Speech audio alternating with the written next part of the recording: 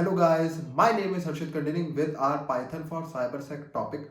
तो आज की वीडियो में हम एक बहुत ही स्पेशल टूल बनाने वाले हैं।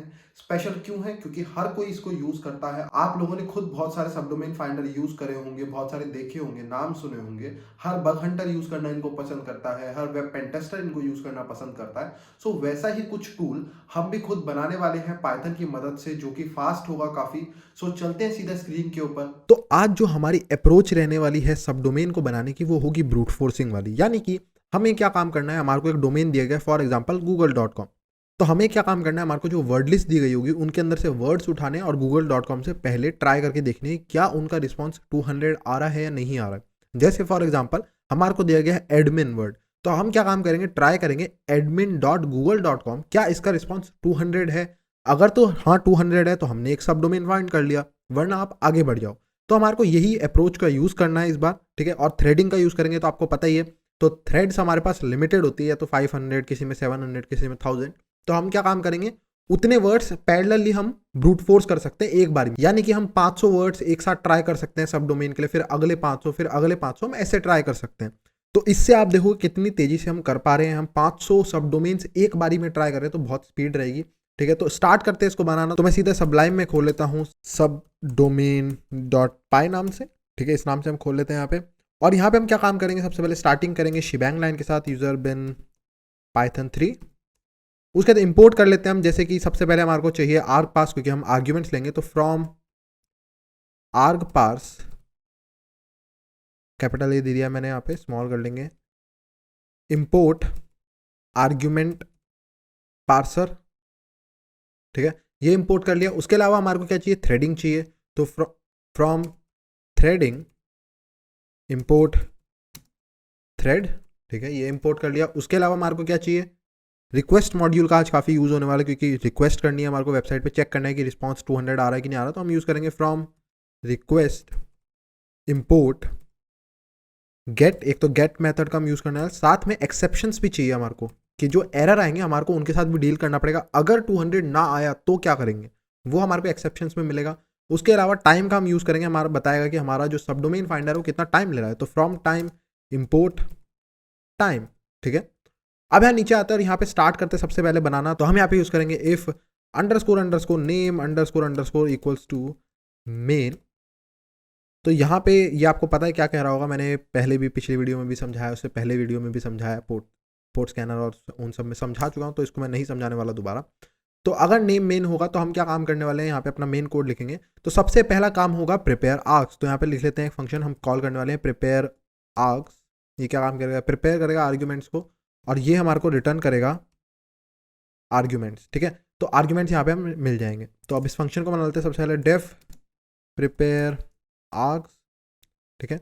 और डॉक्स्ट्रिंग का यूज़ करेंगे ताकि पता रहे कि यहाँ पे दूसरों को भी, हमें भी हम कर क्या रहे हैं इस फंक्शन में। तो ये क्या काम करेगा, प्रिपेयर करेगा आर्ग्यूमेंट्स, ठीक है, प्रिपेयर आर्ग्यूमेंट्स। और ये क्या काम करेगा, रिटर्न करेगा एक वैल्यू को, ठीक है।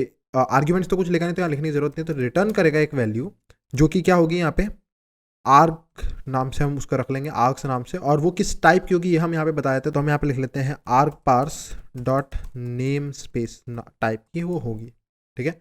अब ये सब आपको कॉमन लग रहा हो, क्योंकि पहले भी हम कर चुके हैं, पिछली वीडियो में करके आ रहे हैं जस्ट हम, ठीक है।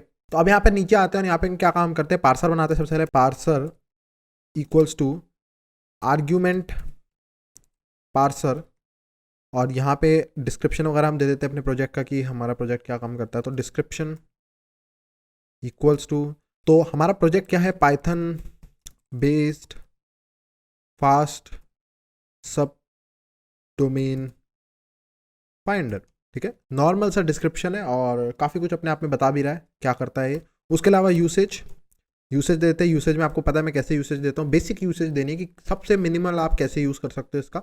तो मिनिमल में हम क्या देंगे, बिल्कुल सबसे पहले प्रोग्राम फाइल का नेम, तो यहाँ पे हम दे देते हैं prog, ये ऑटोमेटिकली कन्वर्ट हो जाएगा प्रोग्राम की फाइल के नेम में, ठीक है। ये अपने आप आर्ग पास कर लेगा काम। उसके बाद यहाँ पे हम देंगे google.com, ठीक है। और आपको सिर्फ डोमेन देना है, यहाँ पे पूरी यूआरएल देने की आपको कोई जरूरत नहीं, यूआरएल का बनाने का काम हम कर लेंगे। आप सिर्फ डोमेन दो google.com, https वो सब हम काम खुद कर लेंगे, ठीक है। उसके अलावा मैं एपिलॉग देना बहुत पसंद करता हूँ, क्योंकि मेरे को लगता है एग्जाम्पल से लोग ज़्यादा समझते हैं, तो एग्जाम्पल दे देते हैं हमारे टूल को यूज़ कैसे कर सकते हो आप। ठीक है। एग्जाम्पल कैसा रहेगा, हमारी सबसे पहले प्रोग्राम का नेम, तो यहाँ पे दे देते हैं prog, ठीक है, और यहाँ पे %s, ठीक है, ये बन गया। उसके बाद आपको यहाँ पे देना है -w, वर्ड लिस्ट कौन सी यूज़ करना चाहोगे वो आपके ऊपर होता है। तो यहाँ पे हम एक कॉमन वर्ड लिस्ट दे देते हैं कोई, जो आपको मिल जाएगी, जैसे कि फॉर एग्जांपल यूज़र शेयर के अंदर होती है वर्ड लिस्ट के अंदर वर्ड लिस्ट .txt, तो इससे लोगों को पता रहेगा कि मैं किस बारे में बात कर रहा हूँ, वर्ड लिस्ट कैसी वर्ड लिस्ट है ना, थोड़ा कॉमन रहेगा।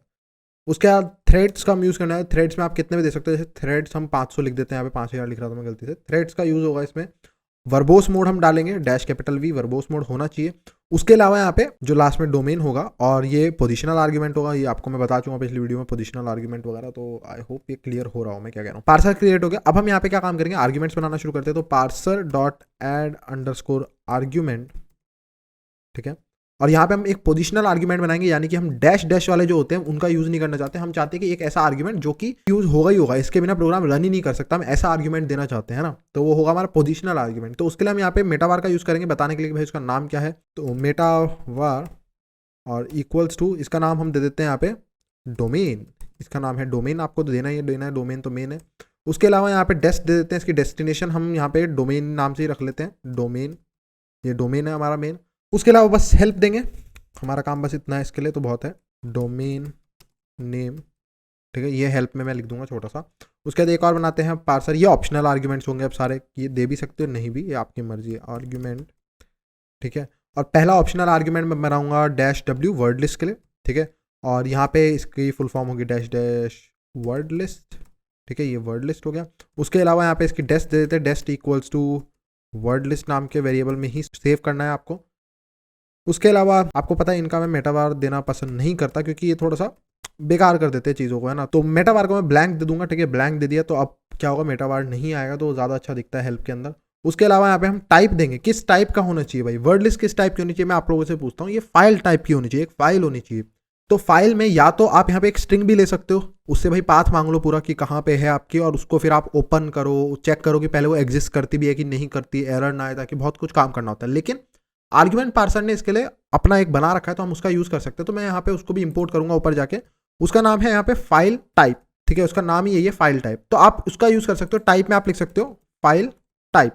फाइल टाइप क्या काम करता है, फाइल टाइप एक फंक्शन है नॉर्मल, ये क्या काम करता है, फाइल को लेता है, ये चेक करता है कि भाई क्या वो एग्जिस्ट करती है नहीं करती है, अपनी तरफ से एरर भी दे देता है, सब कुछ काम करता है। तो हमारा काम बहुत सारा सॉल्व कर लेता है, ये चेक करता है कि वो फाइल सही है या नहीं। उसके बाद ये पूछता भी आपसे कि भाई किस मोड में खोलनी है उस फाइल को, आपको डायरेक्टली ओपन फाइल देता है, हम लिखते हैं ना ओपन करो फाइल नेम, उसका मोड, तो ये सब काम आपको करके देगा, आपको एक ओपन फाइल देगा, आपको बस उसको रीड करना है, उसका कंटेंट मिल जाएगा। तो टाइप में ये अच्छा होता है, काम बचा लेता है थोड़ा हमारा लिखने का, वरना खुद भी कर सकते हो, कोई बहुत बड़ी बात नहीं है, ठीक है, 4 लाइन का कोड है।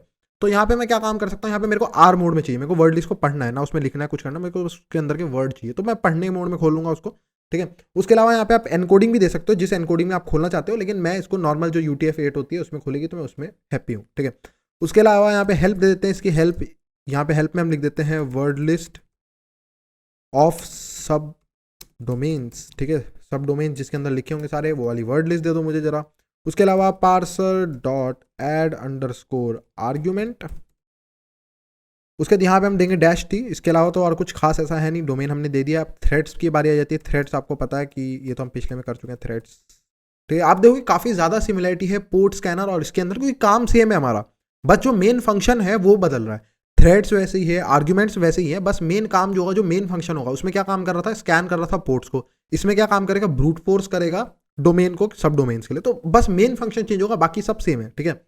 और थोड़े बहुत पोर्ट्स की जगह, जैसे हमने पोर्ट्स का जनरेटर बनाया था, इसमें हम वर्ड्स का जनरेटर बनाएंगे, तो वो थोड़ा बहुत माइनर चेंज है, बाकी सब आपको सिमिलर दिखेगा। डेस्ट इक्वल्स टू, इसका नाम रख लेते हैं थ्रेड्स, ये थ्रेड्स के अंदर जाएगा। टाइप इसका हम क्या रखेंगे, टाइप इक्वल्स टू इंट कर लेते हैं, इंटीजर टाइप की होगी, क्योंकि हमारे को पता है नंबर होना चाहिए। हेल्प इक्वल्स टू, इसकी हेल्प में हम लिख लेते हैं थ्रेड्स टू यूज, ठीक है, ये इसकी हेल्प हो गई। नीचे आते हैं, उसके अलावा parser.add_argument, और यहाँ पे हम क्या देंगे, यहाँ पे हम दे देते हैं -v या V, पहले वर्बोस के लिए बना लेते हैं, उसके बाद -v भी बना लेंगे, ठीक है। तो वर्बोस के लिए बना लेते हैं, तो यहाँ पे -v, इसकी फुल फॉर्म क्या होगी, -वर्बोस, ठीक है। और इसमें हम क्या काम करेंगे, एक्शन का यूज करेंगे, क्योंकि हमारे को इसमें ट्रू या फॉल्स स्टोर करना है ऑटोमेटिकली। तो यहाँ पे हम यूज करेंगे store_true। अगर तो -v का यूज करा गया तो ऑटोमेटिकली इसके अंदर ट्रू चला जाएगा।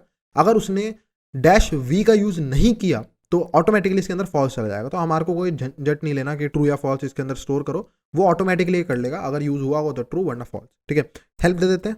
हेल्प में हम लिख देते हैं help equals to and verbose output, बहुत ईजी है ये सब। ठीक है, नीचे आते हैं parser dot add argument, last है बस, वर्जन के लिए करेंगे यहाँ पे, क्योंकि ये प्रोजेक्ट है तो वर्जन होना चाहिए।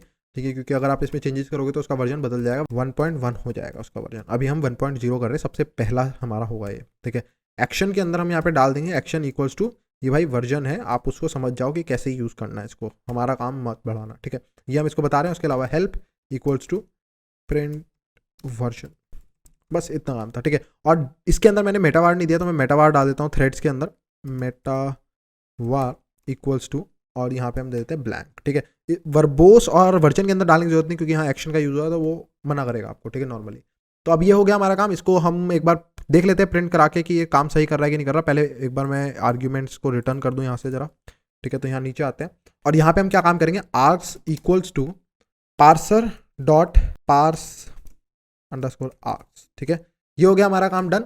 अब इसको रिटर्न करेंगे और आप देखोगे तो अब ये मैच भी कर रहा है, जैसा हमने ऊपर डिस्क्रिप्शन में या डॉक्स्ट्रिंग में लिखा था कि हम रिटर्न करेंगे आर्क्स वैल्यू, वो आर्क्स रिटर्न हो रही है यहाँ पे, और वो टाइप है उसका आर्क पास डॉट नेम स्पेस, आप चेक कर सकते हो टाइप फंक्शन के साथ। ठीक है, अब इतना काम भी डन हो गया। अब यहाँ पे हम क्या काम करेंगे, एक बार रन करके देखते हैं इसको, क्योंकि हम कॉल तो कर ही रखा है, तो देख लेते हैं हमारे आर्ग्यूमेंट सही से सेटिस्फाई हो रहे हैं, काम सही कर रहे हैं, तो हमारा काम डन है इतना। तो chmod +x एंड सब domain dot pi and enter मारते तो इसको एरर देना चाहिए, क्योंकि भाई आपने डोमेन नहीं दिया है, डोमेन सबसे मेन चीज़ है, वो तो देनी देनी है। ठीक है, google.com देंगे तो ये एरर नहीं देगा, इसको पता चल गया कि मेन आर्ग्यूमेंट मिल गया, अब हमारा काम डन हो गया। ठीक है, उसके अलावा यहाँ पे आप देखोगे तो, और आप यहाँ से भी देख सकते हो, जैसे अगर मैंने यहाँ पे गलत दिया है तो उसका जो रिटर्न कोड आएगा, स्टेटस कोड, वो 0 के अलावा कुछ और आएगा, इसलिए यहाँ पे रेड कलर हो गया। यहाँ पे जब मैंने google.com दिया तो ये सेटिस्फाई हो गया, इसने कहा हाँ अब मैं रन कर सकता हूँ, तो इसने जो रिटर्न कोड मेरे को वापस करा है वो 0 होगा, इसलिए यहाँ पे ग्रीन हो गया। ठीक है, ऐसे हमारे को रिटर्न कोड पता चल जाता है, तो इससे आसानी रहती है कि एरर आया है नहीं आया, इससे पता चल जाता है। ठीक है, उसके अलावा -h करके देख लेते हैं, तो आप देखोगे यहाँ पे काफी सुंदर सा हो रहा है, क्योंकि मैंने मेटावार को हटा दिया था। मेटावार डालोगे गड़बड़, पूरा मतलब आगे पीछे ऊपर नीचे सब कुछ हिल जाएगा। तो और अगर आप लोगों को लग रहा है कि भाई यहाँ स्पेस क्यों आ रहा है, तो आप बैक स्पेस का यूज कर सकते हो मेटावार के अंदर, तो ये स्पेस को उड़ा देगा, लेकिन वो इसको भी खिसका देगा। ठीक है, तो वो मेरे को पसंद नहीं है बिल्कुल। अब यहाँ पे हम बात करते हैं, बाकी सब तो बिल्कुल मेरे को सही लग रहा है, आपको भी सही लग रहा हो, होप सो। और एक गलती मेरे को मिल गई है जो कि मैं आपको बताता हूँ, जैसे कि मैं -v दूंगा तो यहाँ पे मैंने कोई वर्जन नहीं दिया और यहाँ पे एरर आ जाएगा, तो मेरे को अभी भी याद आया। सो बाकी सब डन है, बस यहाँ पे वर्जन डाल देते हैं। तो यहाँ पे मैंने वर्जन नहीं डाला, वर्जन इक्वल्स टू, क्योंकि एक्शन जो वर्जन होता है वो एक वर्जन नाम का आपसे मांगता है पैरामीटर कि भाई वर्जन होना चाहिए फिर, तो अगर आपने वर्जन का यूज़ करा एक्शन। तो यहाँ पे हम दे देते हैं स्ट्रिंग में प्रॉक का नाम देना है हमारे को, ये तो पक्का ही है, तो यहाँ दे देते हैं प्रॉक का नाम, एंड यहाँ पे आ जाएगा प्रॉक का नाम 1.0 एंड डन है, बाकी सब रेडी है, हमारे को पता है। ठीक है, अब इतना काम हमारा हो गया। नेक्स्ट काम पे आते हैं, हमारा काम होगा प्रिपेयर वर्ड्स। ठीक है, ये फंक्शन होगा, ये हमारे लिए वर्ड्स को प्रिपेयर करेगा जिनसे हमारे को ब्रूट फोर्स करना है, वो बहुत इंपॉर्टेंट है हमारे लिए, है ना। तो यहाँ पे हम एक वर्ड्स नाम का वेरिएबल बना लेते हैं, जिसके अंदर हमारा जनरेटर ऑब्जेक्ट जो आएगा, जिसके अंदर से हम एक एक करके वर्ड्स निकालेंगे। ठीक है, तो यहाँ पे आते हैं और एक फंक्शन बना लेते हैं डेफ प्रिपेयर, और यहाँ पे वर्ड्स। ठीक है, प्रिपेयर वर्ड्स नाम का ये हमारा फंक्शन होगा, और इसको कुछ आर्ग्यूमेंट्स देने की आई होप ज़रूरत नहीं है मेरे ख्याल, क्योंकि मैं आर्ग्यूमेंट से ही डायरेक्ट यूज़ कर सकता हूँ। क्योंकि आर्ग्यूमेंट जो है वो ग्लोबल वेरिएबल है, उसको कहीं पे भी एक्सेस करा जा सकता है, तो मैं डायरेक्ट उसका यूज़ करूँगा। आप यहाँ से पास भी कर सकते हो पैरामीटर्स के थ्रू, लेकिन हमारे को आर्ग्यूमेंट्स ही चाहिए वर्ड्स के अंदर, जो वर्ड लिस्ट है वो हमारे को मेन चाहिए, तो मैं आर्ग्यूमेंट से उठा लूँगा डायरेक्ट। ठीक है, सबसे पहले डॉक्स्ट्रिंग, सबसे पहला काम होना चाहिए डॉक्स्ट्रिंग, ताकि पता रहे डेवलपर जो पढ़ रहा है दूसरा कि क्या है इस फंक्शन के अंदर। तो ये क्या काम करता है, ये है जनरेटर फंक्शन फॉर वर्ड्स। ठीक है, और ये रिटर्न कुछ नहीं करता, तो इसके लिए रिटर्न कुछ नहीं देंगे, बस इतना खत्म हो गया। बहुत छोटा डॉक्स्ट्रिंग था, लेकिन समझ आ जाएगा इससे काम क्या करता है। ठीक है, जनरेटर जिन लोगों को नहीं पता यार, जनरेटर बहुत इजी चीज़ है, मैं पहले भी समझा चुका हूँ, मैं एक बार समराइज कर देता हूँ। जनरेटर भी बिल्कुल सेम होता है, एक आप समझ सकते हो एरे की तरह, जैसे आप लिस्ट यूज़ करते हो ना, एक लिस्ट है फॉर एग्जाम्पल 1, 2, 3, 4 की, अगर ये एक लिस्ट है, तो इस लिस्ट में क्या होगा, अगर मैं इस लिस्ट को 2 बार प्रिंट कराता हूँ फॉर लूप की मदद से, फॉर आई इन, ये लिस्ट है, ये लिस्ट दे दी मैंने, for I in this list, ये वाली लिस्ट के अंदर प्रिंट आई, तो 1, 2, 3, 4 प्रिंट हो जाएगा। मैं एक अगली लाइन में जाता हूँ, दोबारा मैं फॉर लूप में इसको प्रिंट करता हूँ, ये काम करेगा, है ना। तो ये होते हैं नॉर्मल इटरेटर्स, यानी कि आप इनको एक फॉर लूप के अंदर यूज कर सकते हो, और एक एक करके इनकी वैल्यू जो है फॉर लूप के अंदर जाती रहेगी और वो यूज कर सकते हो। कितनी बार भी। यही आता है कॉन्सेप्ट जनरेटर का। जनरेटर भी बिल्कुल सेम होते हैं, जनरेटर भी ऐसे ही होते हैं 1 2 3 4 जैसे आपने देखा, लेकिन जनरेटर में क्या अंतर होता है, जनरेटर क्या करते हैं कि अगर आपने एक बार 1 को कुछ भी करा, 1 का यूज कर लिया, 1 को एक वेरिएबल के अंदर डाल दिया, उसको प्रिंट कराया, कुछ भी कराया, तो 1 इस लिस्ट के अंदर से हट जाएगा। तो आप एक चीज को एक ही बार यूज कर सकते हो। आप सोचो मैं उसको 2 बार प्रिंट करा दूं तो नहीं कर सकते। आपने एक बार एक चीज को एक्सेस कर लिया तो वो डन हो गया। आप उसको वेरिएबल में सेव करके आगे कुछ भी करते रहो, लेकिन यहां से आप एक ही बार निकाल सकते हो। एक बार निकालने का मतलब है कि आपने इस परमानेंटली उसके अंदर से इसको हटा दिया। तो हमारे को अपने प्रोजेक्ट के लिए कुछ ऐसी चीज चाहिए, क्योंकि जो सब डोमेन ऑलरेडी ट्राई हो गया है, हम चाहते हैं उसको परमानेंटली लिस्ट से हटा दो, वरना ऐसा ना हो दूसरी थ्रेड उसी सेम चीज को ट्राई करने लग जाए, क्योंकि वो तो हो चुका है, वो वेस्ट ऑफ टाइम होगा, वो नहीं करना। तो ऐसी चीज चाहिए थी जो ऑलरेडी हो चुकी है उसको हटा दे। तो बेस्ट है हमारे लिए जनरेटर। आप यहाँ पे क्यू का यूज कर सकते हो, जिसको इंपोर्ट करके आप क्यू का भी यूज ले सकते हो। पहले मैं उसका यूज करता था, now I am shifting to generator. ठीक है, अब यहाँ पे आते हैं और इसको कर लेते हैं। तो सबसे पहला हमारा काम होगा, जो वर्ड लिस्ट हमारे को मिली है उसके अंदर से वर्ड्स को निकालना। तो यहाँ पे लिख लेते हैं वर्ड्स इक्वल्स टू, ये हमारे को एक लिस्ट मिलेगी वर्ड्स की यहाँ पे।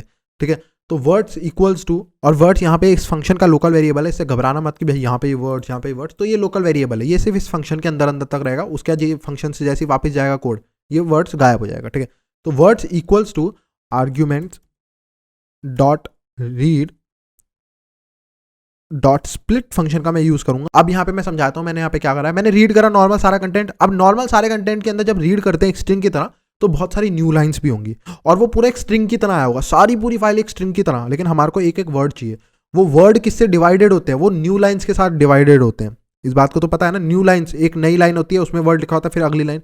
तो स्प्लिट फंक्शन क्या काम करता है, जो स्ट्रिंग आप इसे पास करते हो उसको डिवाइड कर देता है 2 हिस्सों के अंदर न्यू लाइन के बेस पे। तो ये न्यू लाइन को तो हटाता ही हटाता है, साथ में एक लिस्ट बना के दे देगा, और जहां पे भी न्यू लाइन होगी, न्यू लाइन से पहले का एक एलिमेंट, न्यू लाइन के बाद का अगला एलिमेंट, फिर अगला एलिमेंट, तो न्यू लाइन से पूरी स्ट्रिंग को डिवाइड कर देता है, जो कि हमारे को चाहिए। ठीक है, क्योंकि न्यू लाइन से ही हमारे वर्ड्स जो हैं वो स्टार्ट हो रहे हैं। अगली न्यू लाइन पे जाओगे तो नया वर्ड होगा, अगली न्यू लाइन पे जाओगे तो नया वर्ड। तो हमारे को कोई ऐसे फंक्शन चाहिए, तो आप रीड लाइन्स फंक्शन का यूज कर सकते हो। यहाँ पे एक फंक्शन आता है रीड लाइन्स।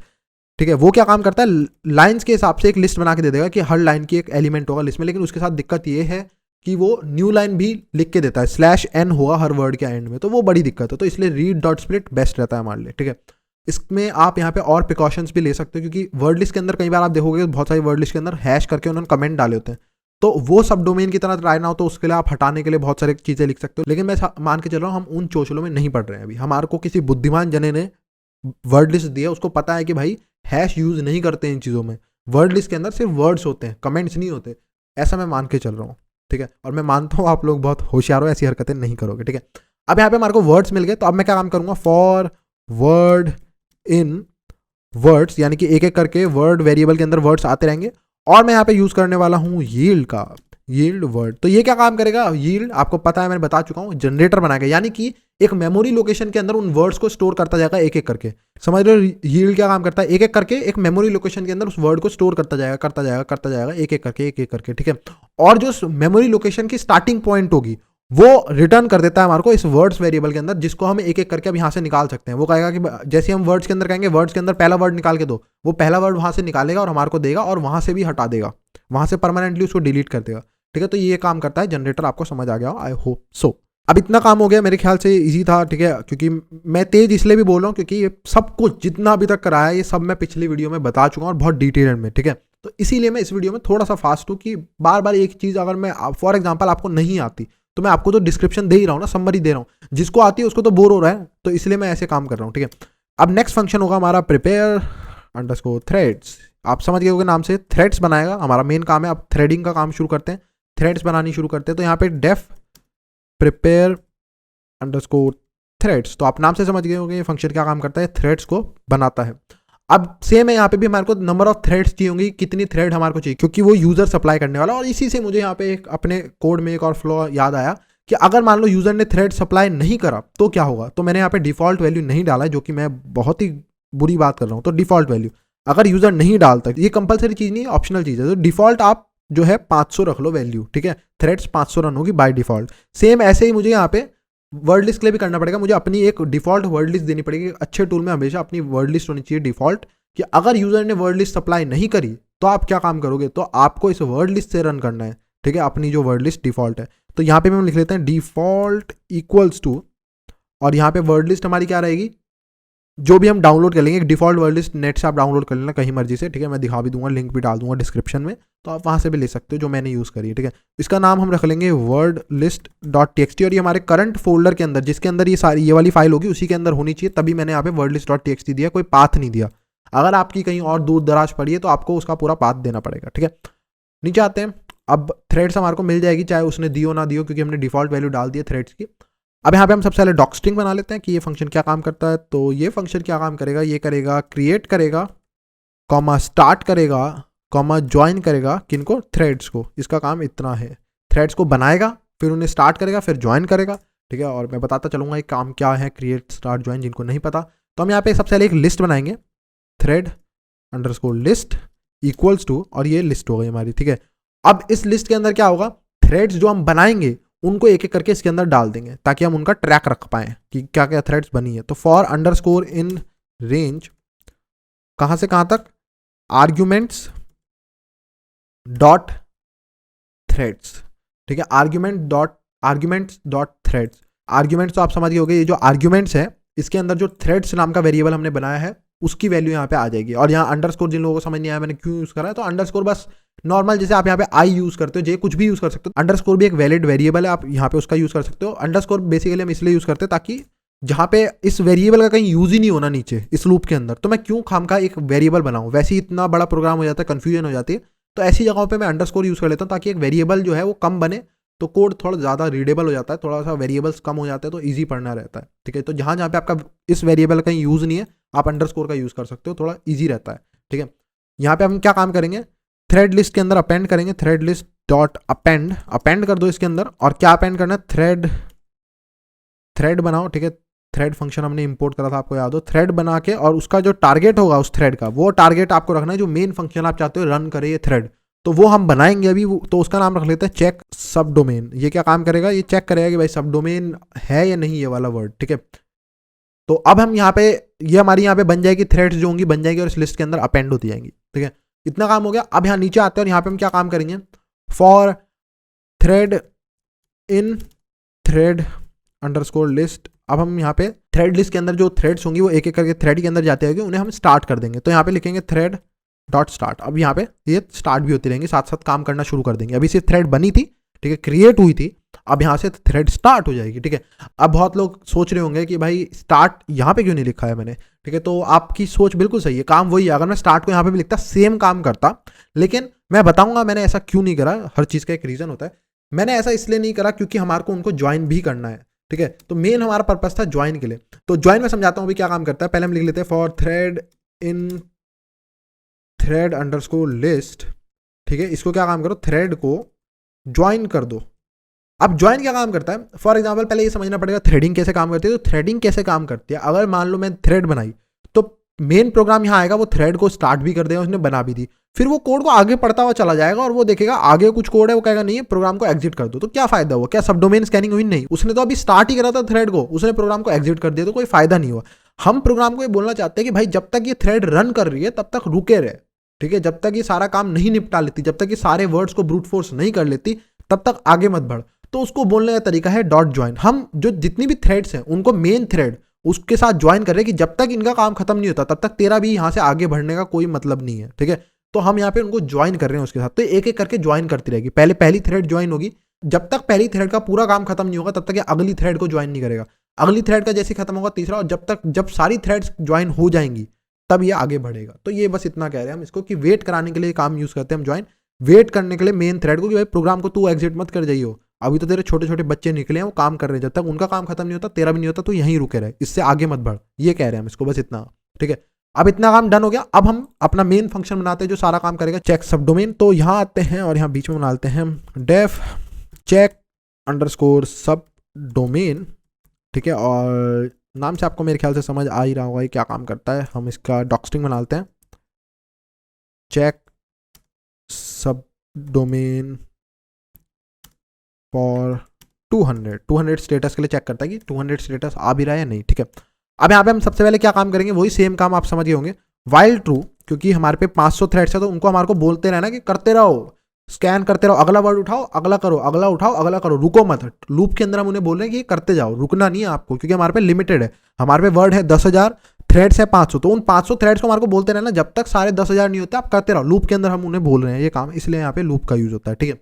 अब यहाँ पे आते हैं और सबसे पहले हम उन्हें बोलेंगे ट्राई करो ये करने का, क्योंकि एरर भी आएंगे आपको पता है। तो ट्राई करो इस यूआरएल पे रिक्वेस्ट करने का, ठीक है। तो यहाँ पे सबसे पहले हमारे को वो वर्ड चाहिए जो हमारे को ट्राई करना है, क्योंकि यूआरएल तभी पूरी बनेगी, क्योंकि यूआरएल तो हमारे पे है मेन google.com, ठीक है। पहले हमारे को वर्ड चाहिए जो बीच में घुसेड़ना है google.com से पहले। तो वो वर्ड कैसे मिलेगा, वो हमारे पास नेक्स्ट से मिलेगा, जो हमारे पास वर्ड्स नाम के उसके अंदर है, जनरेटर के अंदर। इसके अंदर एक एक करके वर्ड्स है, तो हम उसे बोल रहे हैं कि नेक्स्ट वर्ड दो मुझे, नेक्स्ट वर्ड। ये नेक्स्ट फंक्शन क्या काम करता है, उस जनरेटर के अंदर से एक चीज निकाल के हमारे को देगा और उसको वहां से भी गायब कर देगा, ताकि अगली थ्रेड जब नेक्स्ट मांगे तो उसको एक नई चीज मिले। वो पिछली वाली तो उड़ा चुके हैं, हम लोग इसके अंदर डाल चुके थे पहले, समझ गए इस बात को। इसलिए यहाँ पे हमने जनरेटर का यूज करा, लिस्ट का नहीं करा, वरना लिस्ट सेम चीज देती रहती। मैं लिस्ट को कहता भाई लिस्ट के अंदर से मुझे चीज निकाल के दे, तो वो हमेशा पहली चीज ही निकाल के देगा ना, समझ रहे हो बात को। आप यहाँ पे इंडेक्स का यूज कर सकते हो, लेकिन वो थोड़ा सा कॉम्प्लेक्स हो जाएगा, आपको समझने के लिए पहले हर बार प्लस करना पड़ेगा इंडेक्स वैल्यू को। तो उन सब से बचने के लिए बहुत ईजी, आपको बस नेक्स्ट फंक्शन का यूज करना है, वो ऑटोमेटिकली आपका सारा काम कर देगा। तो आई थिंक ये सबसे ईजी तरीका था, इसलिए मैंने आप लोगों को बताया। और जनरेटर अच्छी भी चीज़ है, नई चीज़ है, तो आपको पता भी रहनी चाहिए, थोड़ा सा पाइथन में अपडेटेड भी रहो और नया सीखो, ठीक है। तो अब यहाँ पे हम बनाते हैं अपनी यूआरएल कैसे होगी, HTTPS। और ये अब कुछ लोग कहेंगे HTTP भी हो सकते हैं। अब आप कॉम्प्लेक्स करने को प्रोग्राम को कितना भी कॉम्प्लेक्स कर सकते हो, लेकिन मैं एज्यूम कर रहा हूँ कि अभी हमारा जो प्रोजेक्ट है वो आपको सीखने के लिए बना रहा हूँ, इसको एक्सटेंड करना आपका काम होता है। अगर मैं ही इतना बड़ा प्रोजेक्ट बना देता, वो वर्ल्ड फेमस हो जाता, तो मैं आपको क्यों सिखा रहा होता, मैं तो उसकी रॉयल्टी ले रहा हूँ ना, मेरे को तो फायदा कि मैंने वो टूल बना दिया। अब ऐसा है कि जो पेज थे लैरी पेज, उन्होंने गूगल बना दिया। अब ऐसा थोड़ा ना हर किसी को सिखाते फिर मैंने गूगल बना दिया गूगल, तो फिर तो सब गूगल बना लेंगे। तो मैं आपको बेसिक सिखा रहा हूँ, एक्सटेंड करना आपका काम है कि आप इसको कितना बढ़िया बना सकते हो, क्योंकि यही टूल्स जो होते हैं सारे बग हंटर यूज करते हैं।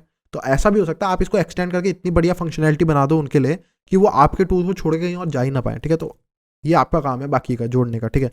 और ये स्ट्रिंग को यहाँ एंड नहीं करना है हमारे को, एक्चुअली यहाँ पे डॉट आएगा, ये स्ट्रिंग यहाँ ऐसे, ठीक है। तो सबसे पहले जो वर्ड होगा वो यहाँ आ जाएगा, जैसे फॉर एग्जांपल एडमिन था वो यहाँ आ जाएगा। उसके अलावा अब यहाँ पे डॉट क्या था हमारे को देना, जो मेन यूआरएल। तो आर्ग्यूमेंट्स, जो आर्ग्यूमेंट्स में हमारे को मिली आर्ग्यूमेंट्स डॉट डोमेन, जो हमारे को मेन मिला डोमेन, बस तैयार हो गया हमारा यूआरएल। HTTPS उसका जो वर्ड होगा, जैसे एडमिन होगा admin.google.com, जो भी डोमेन यूजर ने दिया होगा, तो हमारी ये तैयार हो जाएगी, ठीक है। अब हम क्या काम करेंगे, इसको रिक्वेस्ट करेंगे। तो रिक्वेस्ट इक्वल्स टू, जो रिक्वेस्ट आएगी हमारी, गेट करो, गेट रिक्वेस्ट मारो यूआरएल पे, ठीक है। ये तो अपने आप आ गया यूआरएल, ठीक है। लेकिन यहाँ पे आपको देना पड़ेगा टाइम आउट, कि भाई अगर कोई रिस्पॉन्स नहीं दे रहा तो आप मैक्सिमम 5 सेकंड का वेट करो, और 5 देना पड़ता है, ठीक है। नेटवर्किंग में हमने पिछले देखा था, पोर्ट स्कैनिंग में मैं सिर्फ 1 सेकंड का टाइम आउट देता था। तो नेटवर्किंग में हल्का होता है, जो पैकेट्स होते हैं बहुत स्मॉल होते हैं, आराम से रिक्वेस्ट को कर पाते हैं, पूरा रिस्पॉन्स ले पाते हैं। वेब में ज्यादा होता है, कंटेंट होता है पूरा वेब पेज का, बहुत कुछ होता है, तो इसलिए यहाँ पे टाइम आउट 5 दो, ठीक है। जरूरी नहीं कि आपके पैकेट एकदम से पहुंच जाए, रिस्पॉन्स मिल जाए, तो इसलिए 5 सेकंड वेब्स के लिए बहुत होता है, ठीक है। उसके बाद अब आएगा main condition, if request dot status code. इसका जो स्टेटस कोड है, अगर तो भाई वो 200 है, यानी कि अगर वो 200 है तो इसका मतलब हमने फाइंड कर लिया एक सब डोमेन। हम क्या काम करेंगे, इसको एक लिस्ट के अंदर अपेंड कर देंगे जो सब डोमेन हमें मिला है। तो उसके लिए मैं यहाँ पे क्या काम करूंगा, एक लिस्ट बनाऊंगा सबसे पहले, ठीक है। तो सब डोमेन्स इक्वल्स टू ये लिस्ट होगी जिसके अंदर सारे सब डोमेन्स हमारे रहेंगे। अब यहाँ पे हम आते हैं इफ कंडीशन के अंदर, और हम क्या काम करेंगे, सब डोमेन्स के अंदर डॉट अपेंड करेंगे, अपेंड करते जाओ। अगर आपको मिली इफ कंडीशन के अंदर ही करना है काम, वरना सारी अपेंड हो जाएंगी, ठीक है। इफ कंडीशन के अंदर अगर उसका कोड 200 है तभी करो, इसका मतलब वो सही है, अपेंड कर दो यूआरएल को। अब आप ऐसा भी कर सकते हो, आप सिर्फ वर्ड को प्रिंट कर दो, लेकिन वो अच्छा नहीं लगेगा। आप पूरी यूआरएल दोगे तो ज्यादा अच्छा लगेगा कि पूरी यूआरएल मिली है, ठीक है। उसके बाद यहाँ पे हम ये देते हैं, इफ आर्ग्यूमेंट्स डॉट वर्बोस। अगर वर्बोस है तो इसका मतलब वो देखना चाहता है जिस पॉइंट ऑफ टाइम पे आपको एक सब डोमेन मिल रहा है, उससे चाहिए कि भाई मेरे को 2 जल्दी सब डोमेन, तो प्रिंट करो यूआरएल। और यहाँ पे मैं /r का यूज नहीं करूंगा। /r तब तक काम करता है जब वो एक लाइन के अंदर कंटेंट आपको प्रिंट करना हो। जैसे पोर्ट्स थे, तो पोर्ट 80 है वो करके कितनी भी बड़े सारे पोर्ट्स खुल जाए, वो एक लाइन से ज्यादा नहीं होंगे एक नॉर्मल सिस्टम पे, है ना। यूआरएल क्या है, अगर 3 यूआरएल भी उसने प्रिंट कर दी तो एक लाइन से पार हो जाएंगे, और जैसे ही वो लाइन से पार होंगी -r काम करना बंद कर देगा अपना ढंग से, ठीक है। और वो पूरा मैस मचा देगा। तो उससे बढ़िया कि आप प्रिंट कर दो एक एक लाइन में यूआरएल, ठीक है। तो प्रिंट कर देगा ये यूआरएल अगर, और ये सारा इफ कंडीशन के अंदर काम हो रहा है, अगर 200 है तभी ये सब काम करना है, वरना मत कर देना, ठीक है। इस बात का ध्यान रखना। एक्सेप्ट कंडीशंस आती हैं, अब वो हमारे लिए इंपॉर्टेंट है, क्योंकि बहुत सारे एरर भी आते हैं, मैं कनेक्ट नहीं हो पाया या टाइम आउट एरर आ गया, बहुत सारे एरर आएंगे, तो उनके बेस पे हमारा काम करना है। तो एक्सेप्ट, यहाँ पे 2 मेन एरर आपको मिलते हैं, एक्सेप्शंस जो हमने इंपोर्ट करा था रिक्वेस्ट के अंदर से, exceptions dot connection error, connection नहीं बना पाया मैं उसके साथ एरर, ठीक है। या तो ये एरर आ रहा है, या फिर एक एरर आएगा exceptions dot read time out. अगर ये 2 एरर आ रहे हैं एक्सेप्शंस में, 2 एक्सेप्शंस आ रही हैं, तो आप कंटिन्यू कर दो, इसका मतलब भाई ये सब डोमेन बेकार है, आगे बढ़ जाओ। तो कंटिन्यू करके वापस वाइल से नया अगला वर्ड लो और स्टार्ट कर दो करना काम, ठीक है। तो ये अगर काफ़ी लोग सोच रहे होंगे मेरे को ये एक्सेप्शंस कैसे पता चले कि भाई यही पर्टिकुलर एक्सेप्शंस आती हैं, तो मैं क्या काम करता हूँ, जब मैं इसको बना रहा होता हूँ तो मैं बिना एक्सेप्ट स्टेटमेंट को इनको रन करता हूँ और मैं देखता हूँ, एनालाइज करता हूँ। जब आउटपुट आता है तो उसमें बहुत सारे एरर आएंगे क्योंकि मैंने कोई एक्सेप्ट नहीं दी, तो मैं एरर देखता हूँ कौन कौन से एरर आ रहे हैं। तो ये 2 एरर आते हैं, इन 2 एरर से हमारे को पता चलता है कि वो सब डोमेन गलत है, वो एरर दिया है, तो मैं बाद में इनको एक्सेप्शन की तरह यूज करता हूँ, ठीक है। बस मैं इतना काम करता हूँ, मैं कोई स्पेशल काम नहीं करता। तो अब यहाँ पे आता है एक मेन एक्सेप्शन, ये तो देना ही देना है। एक्सेप्ट कौन सा बताओ भाई, स्टॉप इटरेशन। ये कब आएगा, जब हमारे इसके अंदर से वर्ड्स खत्म हो जाएंगे। भाई सारे वर्ड्स ट्राई कर ली, सब खत्म हो गए, तो एरर देगा स्टॉप इटरेशन, यानी कि मेरे से आप मत करो, मेरा काम अंदर सब खाली हो चुका है, मेरे को कोशिश मत करो मेरे अंदर से निकालने की, नेक्स्ट नेक्स्ट मैं खाली हो चुका हूँ। इसका मतलब हमने सारे वर्ड्स ब्रूट फोर्स कर लिया, आप ब्रेक कर जाओ, अब ये लूप खत्म कर दो, आपका काम डन हो गया, आपने बहुत अच्छा काम करा, आपने पूरे सारे ट्राई कर लिए वर्ड्स, ठीक है। इतना काम हो गया हमारा। अब नीचे आते हैं मेन पे, हमारा सारा काम लगभग हो गया, प्रिपेयर थ्रेड्स भी हो गई। अब बस हमारे को प्रिंट करना है, तो प्रिंट यहाँ पे कर देते हैं, प्रिंट सब डोमेन्स फाउंड। यहाँ पे दे देते हैं हमारी जो लिस्ट थी। आप यहाँ पे कैसे देना चाहते हो ये आप पे डिपेंड करता है, लेकिन मैं यहाँ लिस्ट नहीं देना चाहूंगा, लिस्ट थोड़ी सी मेरे को ऐसा लगता है गंदी लगेगी। उससे बढ़िया तरीका मैं चाहता हूँ कि एक एक करके प्रिंट हो, मतलब जैसे फॉर लूप में हम करते हैं तो वैसे चाहता हूँ कि फॉर जितनी भी उसके अंदर वैल्यू एक एक करके एक लाइन में प्रिंट हो, तो ज़्यादा अच्छी लगती है। डोमेन्स ऐसे में हम कॉपी भी कर सकते हैं, किसी फाइल के अंदर डालना हो तो वो सब आसान रहता है। तो अगर कोई ऐसा करना चाहता है तो इसलिए मैंने सोचा कि हम इसको लूप से प्रिंट करेंगे तो ज़्यादा अच्छा रहेगा। तो आप इसके लिए यूज़ कर सकते हो फॉर आई इन और सब डोमेन्स, ठीक है, और सब डोमेन्स और प्रिंट आई, तो ये काम हो जाएगा। लेकिन मैं इसको शॉर्ट तरीके से करूंगा, जो हम यूज़ करते हैं नॉर्मली, मैं दिखा देता हूँ आपको, वो आपके लिए भी शायद बेनिफिशियल हो।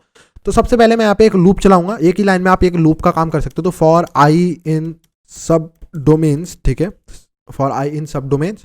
उसके बाद मैं यहाँ पे क्या काम करूंगा, सबसे पहले आई दे दूंगा। तो अब ये क्या काम करेगा, आई के अंदर एक एक करके सब डोमेन को डालता रहेगा, ठीक है। ये जैसे लूप हम करते हैं ना, वैसे आई के अंदर एक एक करके सब डोमेन डालता रहेगा। अब अगर मैं बताऊं तो एक जनरेटर ऑब्जेक्ट बन चुका है ये, ठीक है, एक जनरेटर बन चुका है। और आप इसके अंदर नेक्स्ट फंक्शन का भी यूज़ कर सकते हो, एक एक करके वैल्यू प्रिंट करना है, लेकिन हमारा वो काम नहीं। लेकिन हम चाहते हैं कि इसको प्रिंट करें, ठीक है, न्यू लाइन में, तो इसके लिए हम यहाँ पे ज्वाइन फंक्शन का यूज़ कर सकते हैं। तो ज्वाइन फंक्शन क्या काम करता है, ज्वाइन फंक्शन इसको एक स्ट्रिंग बना देगा पूरे को, ठीक है। ये जो पूरी आई के अंदर वैल्यू होगी ना, एक एक करके वैल्यू आती रहेगी सब डोमेन, उनको ज्वाइन कर देगा, यानी कि उसको एक पूरी स्ट्रिंग बना देगा। अब वो ज्वाइन आप कैसे करना चाहते हो वो यहाँ पे आप दे सकते हो, इसके अंदर एक स्ट्रिंग के अंदर, कि भाई कैसे ज्वाइन करना चाहते हो आप उस चीज़ को। तो अगर आप चाहते हो कि वो एक न्यू लाइन के साथ ज्वाइन होते रहे, तो मैं क्या यहाँ पे चाह रहा हूँ कि पहला डोमेन हो, उसके बाद न्यू लाइन आए, फिर दूसरा डोमेन हो, फिर न्यू लाइन आए, तो ऐसे ज्वाइन कर रहा हूँ हर डोमेन को न्यू लाइन के साथ। तो इससे जो मैं चाह रहा था वैसा हो जाएगा। अगर ये समझ नहीं आया, कॉम्प्लेक्स लगा थोड़ा सा, तो आप नॉर्मल तरीके जो फॉर लूप वाला है वो भी यूज़ कर सकते हो, ठीक है। और यहाँ पे भी एक न्यू लाइन डाल देंगे, क्योंकि इसके जस्ट बाद प्रिंट नहीं होना चाहिए, वो अच्छा नहीं लगेगा कि जो भी मान लो admin.google.com, मैं चाहता हूँ अगली लाइन से प्रिंट हो, तो वो ज़्यादा अच्छा लगेगा। और दूसरा यहाँ पे एक चीज़ भूल गए, टाइमिंग। तो टाइम हम यहाँ पे डाल देते हैं start underscore time equals to time function, ठीक है। ये आपको पता है यहाँ पे टाइम रिटर्न करेगा, स्टार्ट टाइम के अंदर आ जाएगा। और जब हमारा काम हो जाएगा तो यहाँ पे end time equals to time, ठीक है, ये भी टाइम नोट कर लेगा। अब हम लास्ट में प्रिंट कर देंगे प्रिंट टाइम टेकन, ये भी इंपॉर्टेंट होता है कितना टाइम लिया, टाइम टेकन, ठीक है। उसके बाद यहाँ पे हम दे देंगे एफ, स्ट्रिंग नहीं लगाया मैंने, एफ लगा देते हैं यहाँ पे एफ, ठीक है।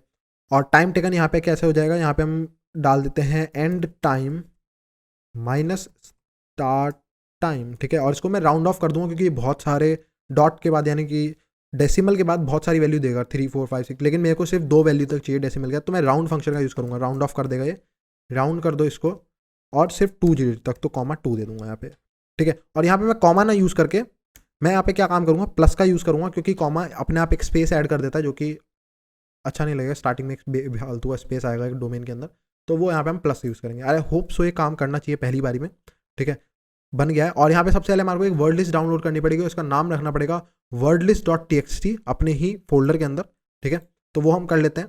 तो मैं यहाँ पे एक वर्ड लिस्ट डाउनलोड कर रहा हूँ, आप मेरी ही गिटहब पे, मैंने एक पुराना टूल, जब मैं बिल्कुल स्टार्टिंग में आया था, तो जो टूल्स मैं आपसे आज बनवा रहा हूँ, पोर्ट स्कैनर और ये सब, ये मैंने भी पहले जब मैं पाइथन सीख रहा था नया, तो मैं भी बनाता था।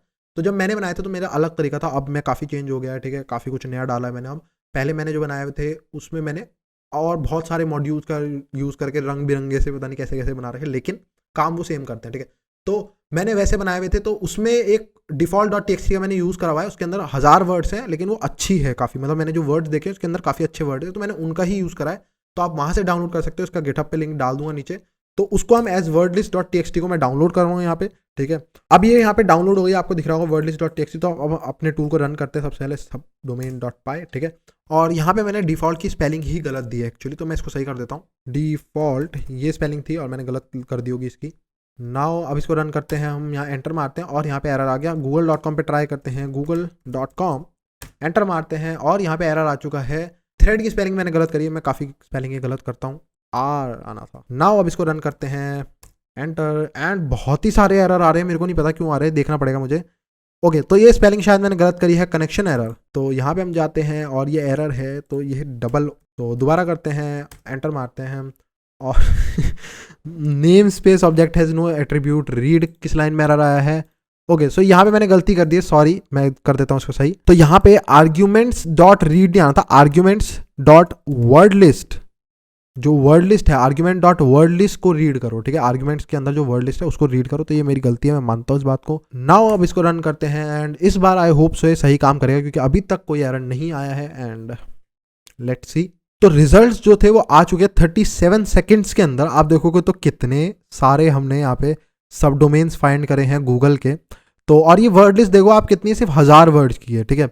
ब्रूट फोर्सिंग में 1000 वर्ड्स कुछ भी नहीं होते, ठीक है। तो आप देखोगे 1000 वर्ड के अंदर हमने इतने सारे फाइंड कर लिए। तो आप बड़ी वर्ड लिस्ट दो 10,000 1,00,000 वर्ड की, तो मतलब आप देखो कितने सारे निकाल सकते हो। और आप इसकी स्पीड बढ़ा सकते हो। अभी हम सिर्फ T500 यूज़ कर रहे हैं, मैं इसको 1000 तक ले जा सकता हूँ। तो आधे टाइम के अंदर हमारा काम हो जाना चाहिए, ठीक है, एज पर द थ्योरी। लेकिन प्रैक्टिकल में इतना काम नहीं करता, इतनी एफिशिएंसी नहीं आती, लेकिन टाइम रिड्यूस हो जाएगा, ये बात सच है, ठीक है। तो आप वो यूज़ कर सकते हो। डैश कैपिटल वी का मैं यूज़ करना चाहूँगा, डैश टी का भी यूज़ कर लेते हैं, डैश टी 1000 कर देते हैं। और कोई ऑप्शन तो नहीं रह गया इसके अंदर, डैश डब्ल्यू रह गया। तो उसके लिए आप यहाँ पे कोई और वर्ड लिस्ट भी ट्राई कर सकते हो, मैं वो भी अभी करके दिखा दूंगा इसके बाद वाले एग्जाम्पल में। तो हमने जो सब डोमेन से वो फाइंड कर लिए और यहाँ 44 सेकंड्स लगे। ऐसा इसलिए हुआ क्योंकि एक तो वर्बोस मोड में था, प्रिंटिंग में थोड़ा टाइम लगता है चीज़ों के, जो प्रिंट भी हो रहे हैं साथ में साथ, तो टाइम तो बढ़ेगा वर्बोस में। लेकिन यहाँ पे आप देखोगे तो बीच में काफ़ी सारे एरर्स भी आए हैं, ठीक है। ये एरर इसलिए है क्योंकि मैंने थ्रेड्स काफ़ी ज़्यादा दे दी थी, इतनी सपोर्ट नहीं कर पाया मेरा सिस्टम। तो इसलिए मैं कहता हूँ कि थ्रेड्स का एक लिमिटेशन होती है, ऐसा नहीं कि आपका सिस्टम सब कर लेगा। तो यहाँ फॉर एग्जाम्पल अगर आप 800 दोगे तो ज़्यादा अच्छे से चलेगा, ठीक है। और वर्बोस मोड आप देख रहे हो तो सही काम कर रहा है, बिल्कुल एक एक करके आपको दिखाता रहेगा। मैं यहाँ पे दिखा भी देता हूँ, जैसे जैसे इसको मिलता जाएगा तो ये हमारे को 7/7 दिखा रहा है। तो ये वर्बोस मोड का फ़ायदा होता है, ठीक है। तो आप वर्बोस मोड को ऐसे यूज़ कर सकते हो, ठीक है। मैं डैश डब्ल्यू का भी यूज़ करके आपको दिखाता हूँ कि आप दूसरी वर्ड लिस्ट कोई और अच्छी वर्ड लिस्ट आपको लगता है तो आप उसका भी यूज़ कर सकते हो। तो यहाँ पे मैं डब्ल्यू गेट कर रहा हूँ, मैंने जैसे ही वर्ड लिस्ट सब डोमेन्स के लिए वर्ड लिस्ट सर्च करी गूगल पे, तो मुझे ये वाली मिली है, DNS स्कैन की है, ठीक है। सब डोमेन्स 10,000 है इसके अंदर। आप इसका भी मैं लिंक डाल दूंगा डिस्क्रिप्शन में, वहाँ से डाउनलोड कर सकते हो, देख सकते हो जाके। काफ़ी सारी थी वहाँ सब डोमेन्स की, अलग अलग, 1,00,000 वाली भी थी, 500 वाली भी थी, अलग अलग थी। तो मैंने ये वाली ले लिया 10,000, ठीक है, ना बहुत ज़्यादा ना बहुत कम। तो इसको हम ट्राई करते हैं। 1 MB की वर्ड लिस्ट है, तो काफ़ी अच्छी वर्ड लिस्ट है और इसका शायद नाम था सब डोमेन्स ये वाली। इसको हम W को ट्राई करते हैं, ठीक है। और ये टाइम भी ज़्यादा लेगी ऑब्वियसली, क्योंकि वर्ड्स ज़्यादा हैं, लेकिन इसमें हमारे को ये भी ज़्यादा मिलेंगे काफ़ी। और आप इनकी टोटल लेंथ भी प्रिंट कर सकते हो, ठीक है। ज़्यादा अच्छा रहेगा, मैंने प्रिंट नहीं करा, लेकिन टोटल नंबर ऑफ हमारे को कितने सब डोमेन्स मिले ये भी आप लास्ट में प्रिंट करोगे तो थोड़ा सा मतलब अट्रैक्टिव लगेगा कि कितने सब डोमेन्स आपने फाइंड करे।